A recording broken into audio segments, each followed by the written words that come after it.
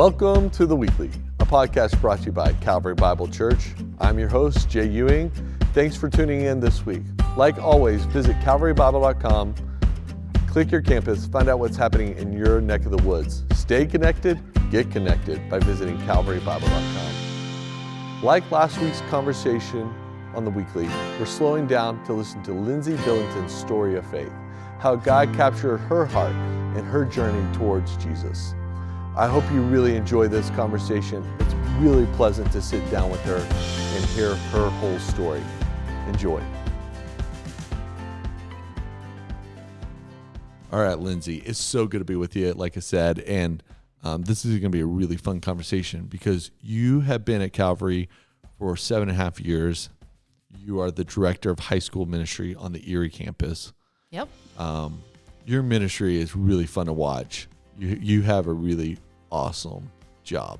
I think it's one of the best jobs at Calvary. It's such a sweet thing that I get to do. And you have a really interesting story here because you're a local girl. Mm-hmm. Been here a while. Your faith was raised here at Calvary. We're going to get to that.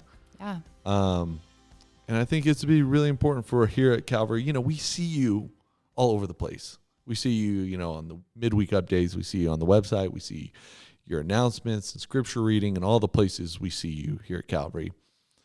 But I want to get to know you, and I want Calvary to get to know you. So the first question I have for you in this podcast is, where'd you grow up? Yeah, so I grew up in a 5-mile, 10-mile radius of right here in Erie where we're sitting. So grew up mostly in Broomfield and Lafayette, was born in Boulder. So I haven't left the zip code, basically. Wow. Have you ever had a area code that's not totally, but it's been Boulder County my whole life. So, and I still live on the Boulder County side. My husband, Nathan, and I, we're across county line. So yeah. That's amazing. So take us back to then. What was Lindsay like back in elementary? What are some of your childhood memories? What are some places that you would want to take us in this story? Yeah. Childhood memories. Wow. I'm really not prepared for this. What are some childhood memories? Yeah. I grew up in Broomfield, my early childhood years. So I would probably take you to my street. It's over by, I think, where it's now Home Goods or one of the at home. And so that little neighborhood, I rode my bike all around that neighborhood, played at the elementary school there. I did just a ton of playing in the neighborhood as a kid. And, I went to a Christian school when I was in elementary school. And, I don't know, it was a great place to go to elementary school, but I was definitely always an academically minded kid, and I really loved school. And so I feel that was probably a big thing in my younger years. I was usually the kid that was working ahead in class and kind of bored and ready for what's next. I'm ready to learn something else. I'm excited to learn. And I grew up with 3 younger siblings, so I was kind of always the oldest child. And I'm the first kid on both sides of my family too. So I have tons of younger cousins. Wow. And I'm the oldest one. So that's, I don't know, that's pretty formational. Yeah, that's super formational to be that child in the birth order. Yeah. Cool. So where was your faith in these years? Where was your spiritual life? And you went to a Christian school, but that doesn't always guarantee. But totally. Where was your faith? Yeah. So, I mean, my extended family, I already talked about that I'm the oldest cousin and stuff, but my entire extended family are all believers, which is really cool, actually. Yeah. And so I feel just growing up, it was kind of the water that I was swimming in all areas of life. And my parents were really intentional to introduce me and my siblings to Jesus at a young age. And, I have the story of being 5 at dinner and being I want to accept Jesus into my heart. And I'm sitting on my parents' lap and praying to invite Jesus into my heart. And I think I understood the gospel at a very basic level then in a sweet way. And so I'm super thankful just for that space that I got to grow up in. Yeah, that's amazing. And it's also really wonderful to have that sort of tradition and blessing of a generational faith. Oh yeah, I think my grandparents have like prayed so many of me and my cousins into the kingdom of God. So yeah, it's sweet. That's really sweet. So you were going to elementary school and you were living in Broomfield. Your faith was, growing in some ways. What were some of the very foundational views of God you think you had that sort of defined that time period? That's a great question. Haven't gone back to my brain in those young years in a while to think about that. We've got time. We've got time, says Jay. So, I think for sure a loving parent. Like I really grew up in so familial images of God feel like really natural and like mostly positive to me. But I think too, I definitely had a bit of the rules and God as the enforcer of rules and watching you to see if you're going to do something good or bad, and sort of judging you based on those things. I think that's definitely an image that was in my head. Yeah. So that's a really formational image that was in your head. Yes, it is.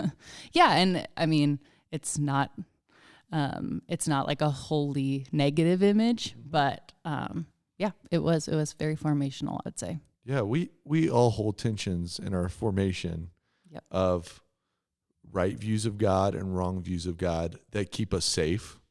Totally. That keep us functional as human beings, that shape us for better, for worse, sometimes both in the same instance. So it's not a judgment call on your faith. You know what I mean? No, totally. And I mean, I think our pictures of God are always expanding and changing. And that's one of the most exciting parts of life is just continuing to be shaped in that way. Yeah, I think that's one of the most exciting things about God and his character is that because he is the supreme being or absolute truth, he is not comfortable in letting us stay where we're at or stay in functional views, but challenges us to a truer and truer view based upon his word, community, all those things, right? Yeah, absolutely.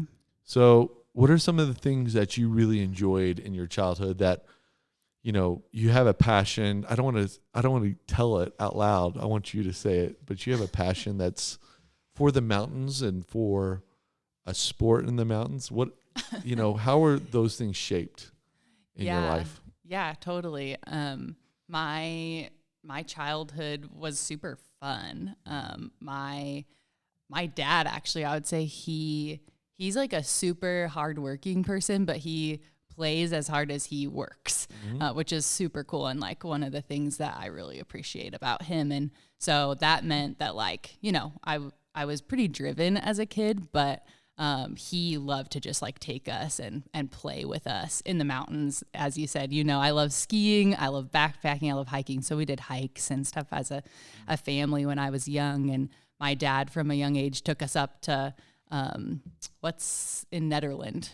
Eldora. There we go. Yeah. Eldora is where I learned how to ski. And, that was just me and my dad for years. And then we brought along my other siblings gradually. And it was just the most fun learning that. And it's still something that we all love to do together to this day. I was also super into gymnastics. Really? You might not know that. I so did not know that. I can still do a couple things that most people can't do, but I hurt really badly after I do them. I think I did a front walkover or something the other day, and I was like, oh my gosh, my back. I stretched out my stomach. It just, everything hurt for 15 minutes, but then I was fine. Yeah, totally. I'm still young enough that I can do those things and not have long lasting negative effects. That's so great. So yeah, I'm interested in this. I'm curious about this. It seems like the mountains are formative even in your spiritual life because you continue to be drawn to them. Where do you meet God in sort of these spaces and these places that you've known all your life?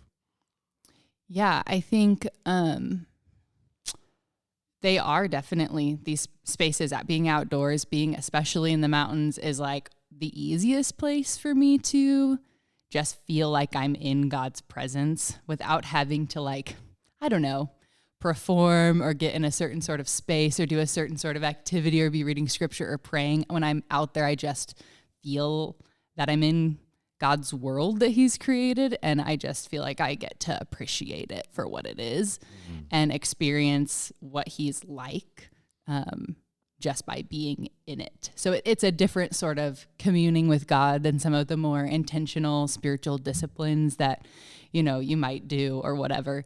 But yeah, I think too, my dad, he always has talked about the outdoors as that kind of a space. And he said that when he's skiing, it's that quote, it's by a runner, Eric Little. Yeah, that he feels God's pleasure when he's skiing, just like Eric Little felt God's pleasure as he's running. And so that's something that has stuck with me. And it's just like, I feel like I'm doing something that like God created me to enjoy. And I feel connected to him in those spaces. Yeah, I think that's a really good invitation for all of us here at Calvary, is that there is places outside of the traditional you would think we would meet God in, that he really delights that we step into. And some of us, most of us in Colorado, that is the mountains. That's why we're here. We worship because we worship a great creator, and we see that here. We're lucky enough to see that, obviously, here in Colorado. But it's not to undervalue some of those places and spaces that you've met God in, and that could be sewing. It could be playing a sport, it could be hiking. It could be like your dad skiing. It could be Eric Little was running. Totally. All these places that we've got to pay attention to, right? Yeah, absolutely. For God to give us health, space to feel his presence. Yeah. It's really cool. Okay, so here's Lindsay. She's skiing. She's going to school. What were these teenage years? You're thinking about the growth of a young woman and her faith, her life, her identity. What were some of the hardships you face, in elementary going into all the way through high school? Yeah. There's a couple different things that stick out. One of them is like probably earlier, like tween, even, preteen, whatever years. Towards the end of elementary school, I really experienced not wanting to be who God created me to be because it made other people upset or jealous or whatever. So like in fourth grade, it seems kind of silly and ridiculous now, honestly, but I said that like academics were super fun for me and it was something that I naturally excelled in, but like I felt pressure from friends not to do good at school and that I couldn't be friends with them if I was smart and if I was who God basically created me to be. And I had a teacher that spoke into my life in like the fourth or fifth grade that just said, be who God has made you to be. Your identity in him is like, and what he's created you to love and enjoy and be good at is a good thing. And you don't need to change that for anyone else. So that was like a really cool message that then I didn't necessarily listen to for a lot of years, but it's something that has popped up when I've reflected upon the journey that God's had me on through those earlier years. But I definitely experienced a season in like late middle school and early high school of just not necessarily walking away from believing in God, but just holding attention where I was like, yeah, I can like believe that God exists and like even maybe believe like intellectually that he loves me and that his grace is real, but like I'm just going to live life however I want to. And, I think there were a lot of reasons for that. And some of it was, I think, honestly, really good that God had me on this journey of trying life outside of what I knew he would want for me. And so there was, lots of dating different boys and really finding my identity in that and different friendships and really like not being the person that I knew God had created me to be or living the life I knew he was calling me to live. And honestly, living in that tension and feeling a ton of shame in a lot of ways in those years. So that was a big part of probably my early years. And God was so good and so faithful in that and has brought me out the other side from that. But I think it was a season that I look back on and I'm so glad that I had that experience of not necessarily losing my faith, but of seeing a little bit of what the world has to offer and realizing that it wasn't actually fulfilling, and that it actually led to a lot of emptiness and a lot of shame and a lot of secrets that weren't actually really good for me. And I'm trying to think how to talk about this necessarily, but I guess I'll just switch to this other side of my family, which is church. And we were going to a church that was great for my years of elementary, middle school, and then kind of late middle school, right when I was transitioning into public school, we stopped going to church. So I kind of stopped having those voices in my life other than in my family. And then in my like sophomore year, I got really intentional about coming to Calvary. I got invited by a friend my freshman year and started coming. And that's really where I like met Jesus again, and met Jesus in a place of knowing I was walking away from him in a lot of ways in my life. And being drawn back to him through those relationships and through really understanding the gospel and how it applied to my actual life and my actual sin that I was actively engaging in at that point in my life. Yeah. So even though it does sound painful and hard, there seems to be a grace in it that you experience those things within even your own protection of your family and protection of a parental voice and a family that would keep you somewhat safe in that moment too. Yeah, I think that's huge. And I look back on that, I'm super thankful.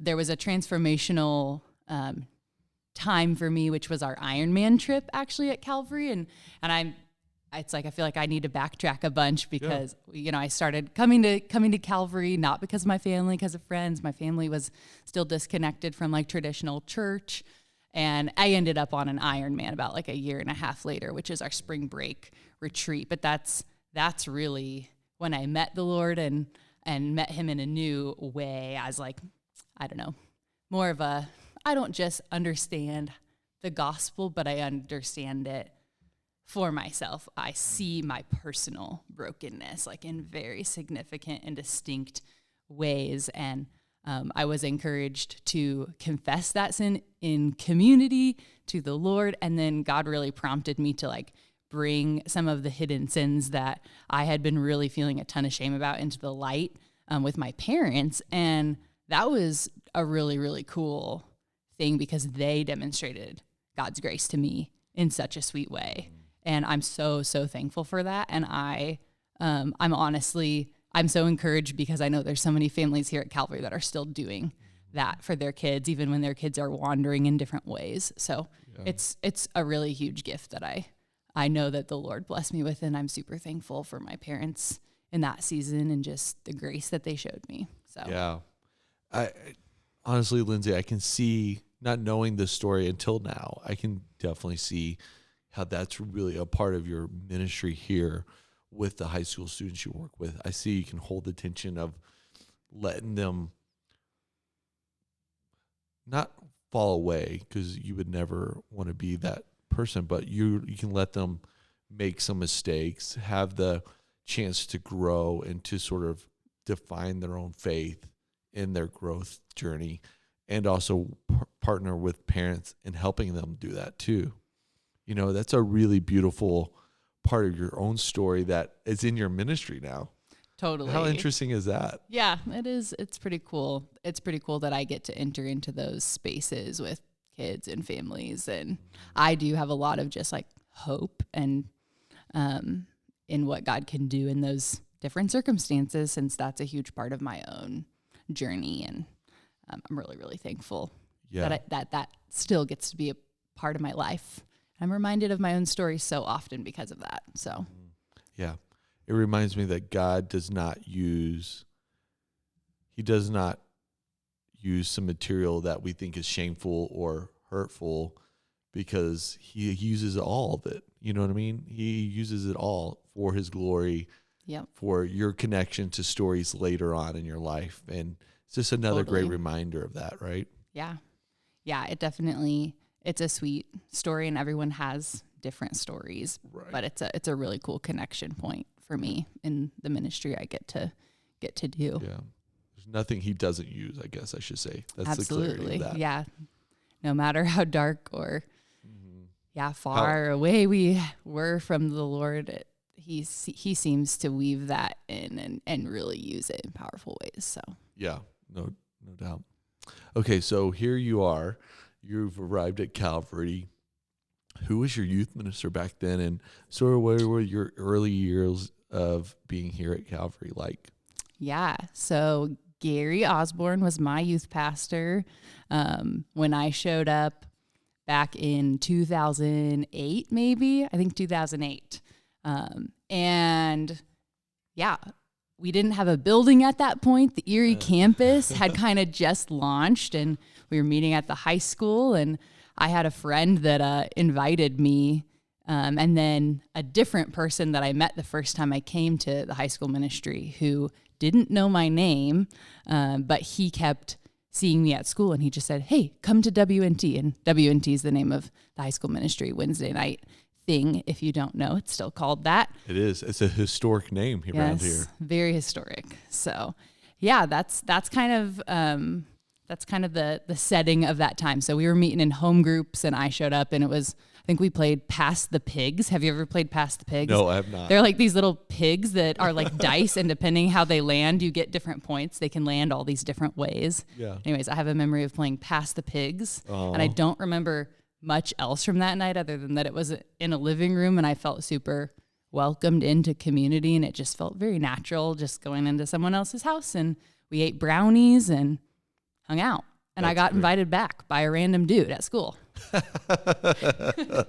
His name's Waldo Vega, for anyone that's interested. He's not great at names. I'll throw him under the bus right now, but he's great at recognizing faces and inviting and being persistent. And so it's pretty cool actually to think back on how God even used that to bring me back to the WNT community. That's so good, Lindsay. That is so good. So what were your early days like? What were you involved in here at Calvary?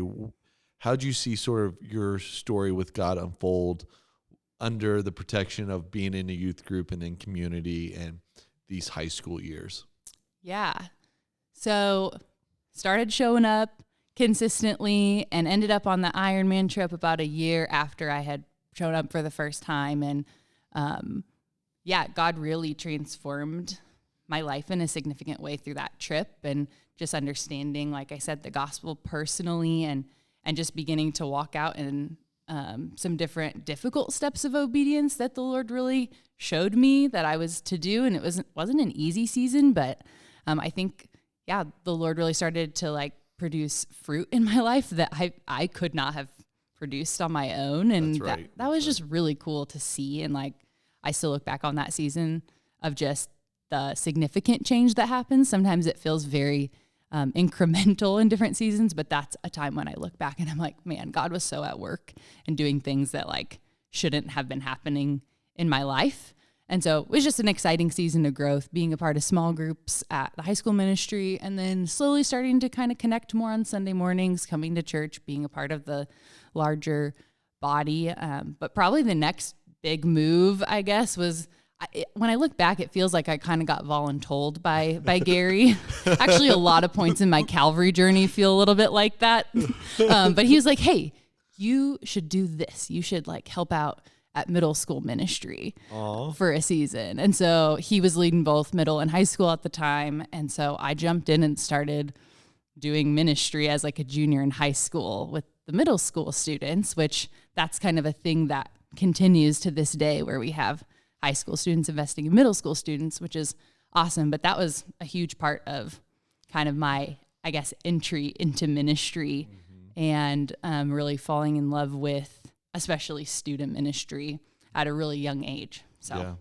Sounds like you became a disciple maker really quickly. Yes, that's the language we would definitely use at Calvary. Gary was like, "You're following Jesus. It's time for you to help other people follow Jesus." That's right. You're one step along in the journey, turn around, help someone else do it. Right. So that's been a really cool part of my journey here. What early gifts do you see in that season in yourself? You know, thinking back with a lot of wisdom and growth in your journey now, what do you see some of your gifts that flourished early on? Yeah, that's a good question. I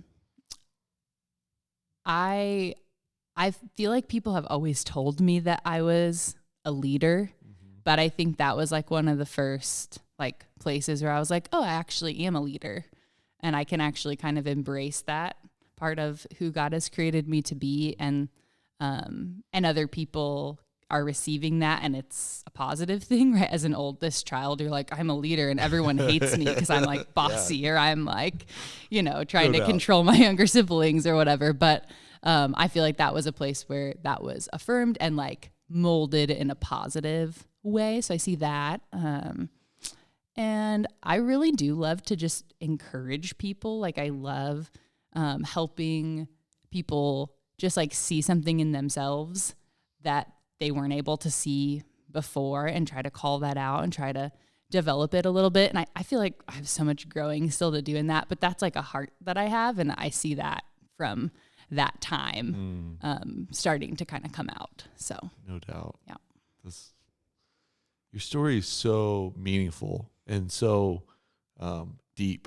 And I just love hearing how and the ways in which God can use seasons to shape you and to mold us right into his image. It's really cool. Thanks. Yeah, it is sweet. God's so good. So you went from high school, you're a Boulder County kid in the area. What'd you do for college, and how did you sort of come to that conclusion, and what are some of the landscapes that we would find Lindsay in her college years? Yeah, my college experience was different than I thought it would be. I honestly didn't know what I wanted to study.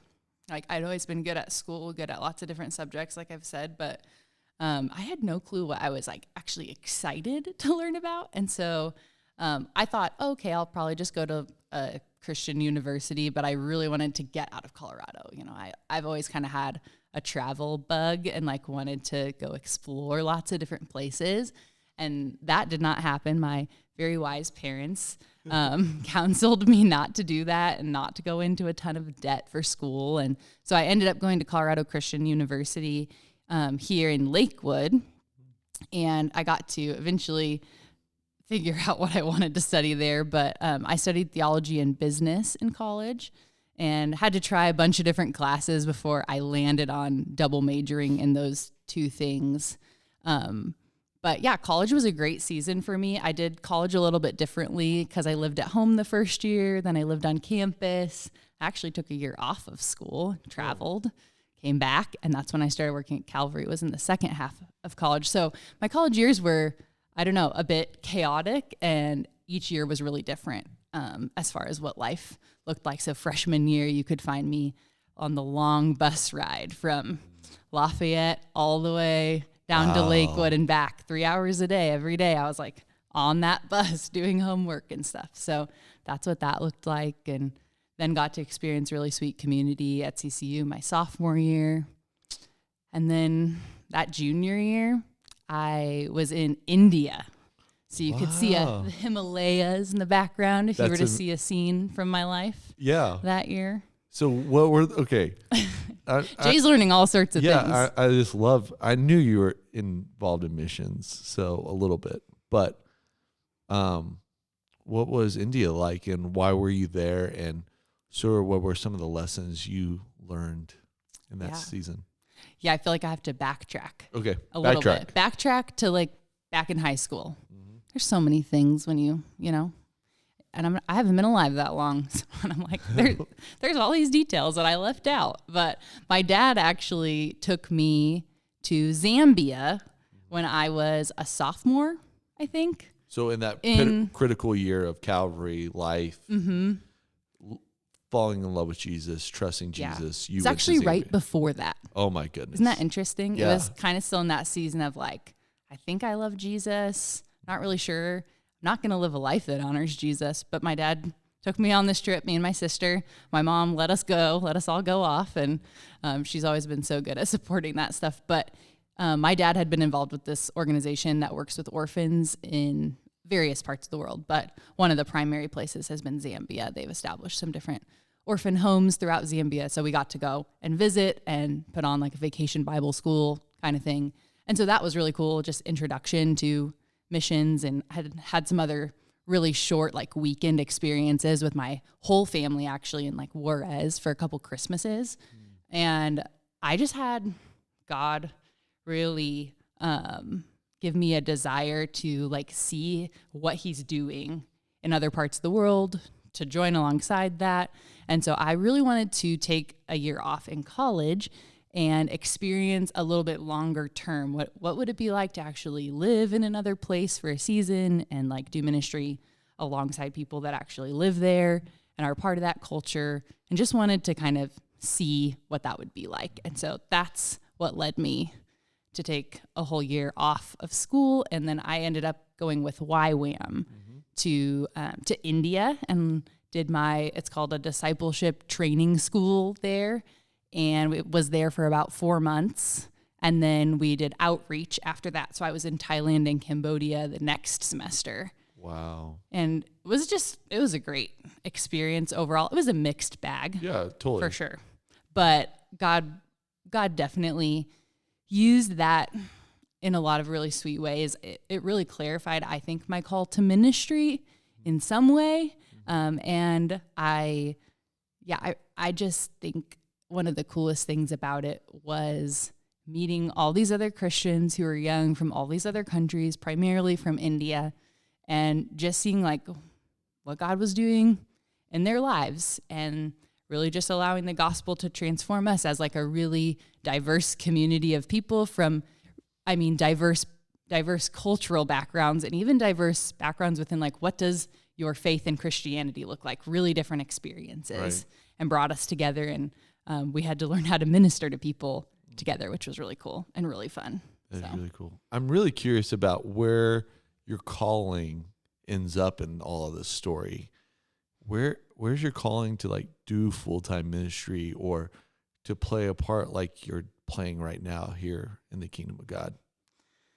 Yeah, that's a really good question that I don't feel like there's one moment or even that it's necessarily like fully, I don't know, finalized even at this point in life. I honestly feel like I ended up in ministry because God gave me this excitement about what is he doing around the world, in the world. And this was the place where I was introduced to Jesus. And I feel like God just kept giving me opportunities and open doors, and I just kept stepping into them. And in that, I feel like I've more and more fully embraced, like, I'm going to be doing ministry, whether or not I'm in a ministry job, even for my whole life, like what I'm going to be doing, I'm going to think about it as ministry. And I feel a lot of openness, honestly, like even in the future to like what ministry is going to look like. Could still be overseas, could be with students for a really long time, could be moving into adult ministries. Like, I don't know what it's going to look like, but I feel after just like a lot of seasons of God giving me opportunities, like this is where he has me, and I feel good about it. And I feel really open to what he might call me to specifically in the future. I think this technology that we're using today will be so interesting for you to come back to this conversation and listen to yourself someday, 20 years down the road, even next summer, and like what has changed, what has grown, what has been left behind in your story. It'll be really fascinating, right? For our personal, totally, for your personal, totally, reflection. Yeah, calling. Feels like it's a complicated word. It is really in a way, complicated. Right? Some people have a moment. For me, it's much more of a journey of small steps of, I feel like, obedience and just going where God has opened doors. Which is really interesting because that's sort of how your step into faith was too. If I'm like listening to your story correctly, it seems like a bunch of, they're really similar in some ways. Interesting. Yeah. I haven't thought about it like that, but perhaps. Yeah. So you go to India, you come back. How did you land at working at Calvary and being here? Yeah, I was actually literally just telling this story to one of our newer members on staff, Brody Young, who's in the student ministry at the Thornton campus. And I was just telling him today at lunch how this happened. But I had volunteered before I went off to India in the high school ministry. So I had been a small group leader when we were still doing home groups. So Gary didn't let you get away or very far. Oh no. Like he sort of spoke this into existence in some ways. Like my senior year of high school, he was like, you're going to come back and intern for me. But even before that happened, he was like, you should be a small group leader. And do you need gas money to like even get up here when I was living down in Lakewood for a year and stuff like that. So he was very committed to me being part of it, which was cool. But yeah, when I got back, I was looking for potentially a ministry job, but wasn't really like landing on anything that I was super interested in because I knew I wanted more experience in ministry after my time with YWAM overseas. Like I knew that that's something that I was interested in, but I hadn't really been finding anything that seemed like a good fit. And I was like, maybe I should just like take a random job for the school year to just make it through junior year. And so I had this day, Jay, you're not going to believe this. I had this day where I had been talking to the like Colorado Christian University employment office, whatever. They had basically found me a job working at a local insurance agency as like an admin. Like, I don't even know. Yeah. Answering their emails, doing data entry. I have no idea what it was going to even be anymore. And I had the day to get back to them. Like, it was like I talked to them in the morning. They were like, this afternoon, we need to know by like 4 p.m. or something like that. And in that window, I got like a call from Gary saying, hey, do you want to intern at Calvary for the next year or two? And I was like, oh my gosh, thank you. Yes. And it made the decision, like God made it the most obvious decision for me to say yes and step into it because it was like this, just like, yeah, this will pay the bills and get me through this year kind of a thing. Right. To like, oh, this like intimidates me and excites me and feels like I don't know what the heck I'm doing, but like this feels like what God is calling me into in this season. That's amazing. That's how it started. That's so cool. That's 7.5 years ago. So you became an intern at Calvary. What are your first intern years like? What are some horror stories or what are some like great, like moments where God just was super kind to you early in ministry? Yeah, wow, that was like a multifaceted question. It totally Basically, is. You're I saying never share ask anything you question, want. Share Lindsay. what you want about never the ask first a simple season. question. Let's think. Well, okay. Anyone who's ever worked for Gary knows he just has lots of ideas all the time. And so as like an intern in the student ministry, you get to be the person that like has to make his crazy ideas happen. Yeah. You're like, all right, let's figure this out. Like, no doubt. A foam machine. We need a foam machine at this dance party. It's going to be awesome or whatever it is. We need to like create a crazy experience on the Ironman trip. So we like booked a mud run for like every kid that had to like do this 5K mud run and just like the ideas that he has that you get to be a part of bringing to life. So there's a lot of that stuff. But I think I really didn't, even though I knew God was calling me into some sort of ministry in a way, I felt excited about that. I wanted to learn more. I didn't feel like I had anything really special to offer. So I think hopping in, it felt like, oh my gosh, like what am I doing? Teaching felt super intimidating. And like really everything about leading a group of students just felt so intimidating to me in a lot of ways. Leading leaders was like, how am I supposed to lead adults? Like I'm just a college kid. And so I feel like God met me a lot in those spaces and gave me the encouragement that I needed from other people. That's right. And just like grew me in a lot of ways. And it was a space where I just got to learn a ton. And I got to see God using the things that I was doing in small and big ways, which was just sweet. Yeah, so. That's really sweet. Okay, so let's turn the corner here. You're married now. You're married to a wonderful man, Nate. How'd that come along? And sort of what's that story all about? Yeah, so that started, well, our relationship didn't start, but our meeting of each other started right away when I started working at Calvary, actually. Okay. So we met on a service day at the Gaskins house because we were thanking them for their investment in student ministry over the years. And we had both gotten assigned to remove a bush. And so Nate, he was just entering in as a small group leader for the first time. And I had just started interning, like it was weeks into my internship. And we were removing this bush together and just got to chatting. So that's when we met each other. I had no idea, but at the time Nate was like, oh, that's the kind of person I want to marry. Like that was in his mind at the time, but I was dating someone else. Complicated. Yeah. So that was fun. Poor Nate had to like hang on for a full year. And then like about a year and a couple months later, we started dating. And so our relationship and the high school ministry have always gone together, honestly. And it's been something that we're both excited about. From the beginning days when I feel really unmotivated, he just loves students so well. It keeps me motivated. So, yeah, it's a great partnership. Yeah, it definitely is. Of the gospel. Totally. Yeah. So what are some of your favorite things that Nate and you have done? How many years have you been married now? 4 years. Oh, congratulations.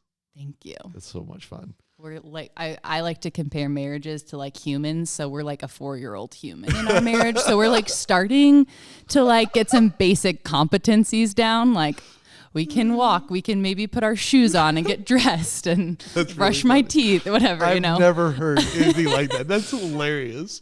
That's so funny. We're early in the journey. Yeah, but it's really good. So what's your favorite stories? What's some of your favorite things that you favorite all done? Things? Oh man. I mean, we love to adventure together. So even when we were dating, and a part of student ministry together, this was cool. We got invited to be part of the wilderness ministry here at Calvary when it was kind of first getting started, and we became guides in that. And so backpacking has actually become like one of our shared loves in life. That's super interesting. That's super cool. I like it. Yeah, I love that. That's honestly one of the most empowering ministries I've ever been a part of. I feel like I learn so much every time that I guide a backpacking trip. But anyways, so backpacking together, a lot of my favorite memories with Nate are backpacking or traveling. But we got to do this really cool backpacking trip in Nepal. Wow. When we were about a year into marriage. I remember when you left. Yeah. Yeah, it was awesome. We did this base camp trek, basically. So you just hike up to the base of a mountain called Annapurna. That's one of the top 13 peaks in the world? I think it's the 10th tallest. It's the 10th tallest, yeah. 10th tallest peak. And it resides at what, 27,000 feet or some? I think it's in the 26. Okay, 26, okay. I think. I love the peak, so that's why I know and it's one of the most deadly peaks. Oh, that's not to hike to the base camp. Yeah. What we did was super tame, but it was just an incredible trip. How many miles did you have to hike? I think it was like a 50-mile. Whoa, how many days? 6 days. Wow. I think, yeah. To base camp and back? Yep, to base camp and back was about 50 miles. And you start really low elevation, probably like 2,000 feet, and you get to hike all the way up to about 14,000 feet. So it's a lot of elevation gain. That's amazing. But nothing like too crazy for Coloradans as far as like your ending elevation. Yeah, totally. But that's a really fun story. Yeah, it was great. That's a favorite memory for sure. Yeah. Just fun adventure. And then recently we got to hike the Maroon Bells, which was another great trip. I'm like, that's just me thinking recently. You did the loop, right, on Maroon Bells? Yes, it's called the 4-Pass Loop. So got to do that. It was awesome. It does seem like y'all are about adventure stage. We love it. And, we don't have kids yet, so it's like, it's super fun to just get these adventures in. We want to have kids someday, but it's like just been the best to be in a season where we're free to do a lot of those fun things together and with students and with friends. And so we love it. It's really interesting, again, that your connection between how you meet up with God and your adventures in your marriage end up in the same place, which is the wilderness. Totally. In the mountains. Yeah, God is good. He's given us this shared love, but it's also a place where we, just meet with him and also connect with each other. Yeah. And I'm sure find rest in a lot of ways. Oh, even in a 50 miler, you're resting somehow. Oh, we slept so well on that trip. Okay, this is another fun fact about this trek. If you ever want to go do this Annapurna base camp trek, you don't have to carry a tent like you do in Colorado. What? So you just hike to these tea houses and you don't carry your food. So they feed you and you have a room that you get to sleep in. Oh. So it was backpacking here, except way more restful. So that's a perk for sure. That's cool. It's like one of the European guided backpacking trips type style. Totally. Super awesome. Okay, so you're here at Calvary. You're the director of high school ministry. What do you see God doing with the high school ministry here at Calvary now and for the future? What do you see coming? That's a good question. Nice and broad. Man, God is doing so many different things, I think, in the high school ministry because there's so many different kids and so many different personalities and backgrounds that people are coming from. But I think definitely it feels like in this season with where our culture is at and just what kids are experiencing, they need a consistent, safe place to just be people who are maybe following Jesus, maybe questioning what it looks like to follow Jesus, but they just need a safe place to be where they're at in that and be pointed to the truth. But it really does feel like this is a place where kids who want to follow Jesus are getting a safe place to discuss what does this mean and what does this mean in our cultural complexities and with the issues that different teenagers are struggling with their sexuality, with gender. So many different things, but this is a place where we want them to get to process what does it look like to live as a Christian in some of these messy places. And we're, I think, really seeing kids learn how to read scripture too. That's one of our goals. And so I'm excited just even in the last year, Chris and I together and even the guys from the other campuses, we're really focused on that. And it's been cool to see students learning to read the Bible on their own and just being shaped by it, being shaped by the story. That's the top of my brain right now. Yeah. No. Cool. So cool. What do you hope to leave behind when it's all said and done here at Calvary? Not necessarily in your life, but here at Calvary. What do you really hope to be known as you think about the things that you're leaving behind now, imprinting? Oh man, yeah. I really hope that students see that God can meet anyone and use anyone. I hope that they don't see me as anybody special, but just a person that's trying to follow Jesus just like them. And I hope that they see that their lives can be used in incredible ways for the kingdom. So I think that's really simple, but that would be a core thing that I would hope that they would just see Jesus at work in me, which means I need to be following Jesus, abiding in Jesus closely, and that keeps me motivated in a lot of ways. Just because that's what I want students to see. I want them to see God shaping me, God forming me, and know that can be their story too, no matter where they're at. Lindsay, I can't thank you enough for what you're doing here, how you're shaping Calvary culture, how you're shaping the next generation disciple, how you're sharing your story with us. It's so wonderful to hear all the places God has brought you through and to, what he's doing with your calling, what he's doing with your marriage and your ministry. It's just really fun to get a sneak peek in, even in this short time. Thanks, Jay. It's been fun. Yeah. Hey, Calvary, we're so grateful that you've listened in today. Like always, if you want to reach out to us, if you want to reach out to Lindsay, you can go to calvarybible.com/staff and find her staff photo. And there you can also find her email. Let her know what you thought about this episode, or if you have questions about your own faith and your own spiritual journey, you can always write us here at theweekly@calvarybible.com. We're so grateful. Lindsay, I can't say it enough. I'm so thankful that Calvary's going to listen to this story. So grateful. Thanks. And thankful for it. Thanks for having me.